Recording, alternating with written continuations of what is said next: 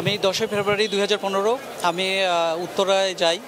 সেখানে আইন শৃঙ্খলা পরিচয় দিয়ে একজন আমাকে বলে, আপনি গাড়িতে উঠুন, আপনি অ্যাডভোকেট সোহেল না? আমি বললাম জি। সুপ্রিম কোর্টে প্র্যাকটিস করে? আমি বললাম জি। আপনি গাড়িতে উঠুন, আপনার সাথে আমার কথা আছে।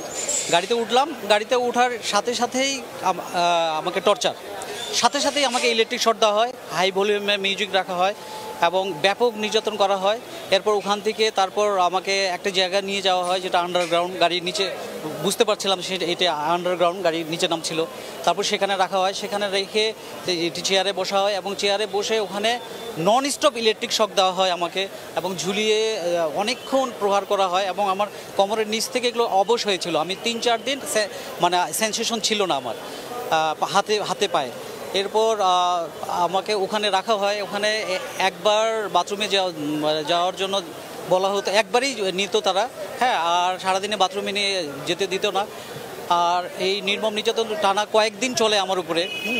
এরপর ওখানে 4 মাস 3 দিন আমি ছিলাম রেব 1-এ, আর 2 মাস পরবর্তী অন্য জায়গায় শিফট করে তারা। সেটাও তাদের বক্তব্য অনুযায়ী যে সেটা রেব 1 ছিল ওখানে। আমি আসলে জানি না যে পরবর্তী আয়না করে রেখেছে নাকি রেব 1-এ, সেটা জানি না। বাট ওরা 2-1 জনের সঙ্গে আমার এমনি কথা হতো, তারা কানে কানে বলতো আমার কথায় বাড়ি, আমি কি করি না করি।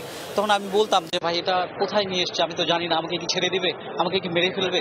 তখন বলতো যে না, এটা র্যাব 1-এ, আর আমরা জানি না ছাড়বে কি ছাড়বে না, করবে কি করবে না, আমি জানি না। আমার 2টো বাচ্চা ছিল তখন, একটা ছেলে একটা মেয়ে। আমার মেয়েটার বয়স 3 বছর ছিল, আমার ছেলেটার বয়স 7 বছর ছিল।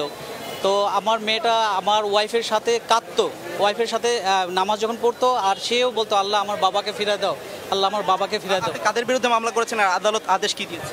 আমি সাবেক প্রধানমন্ত্রী শেখ হাসিনা, হ্যাঁ, হুকুমের আসামি হিসেবে ওনাকে আমি আসামি করেছি।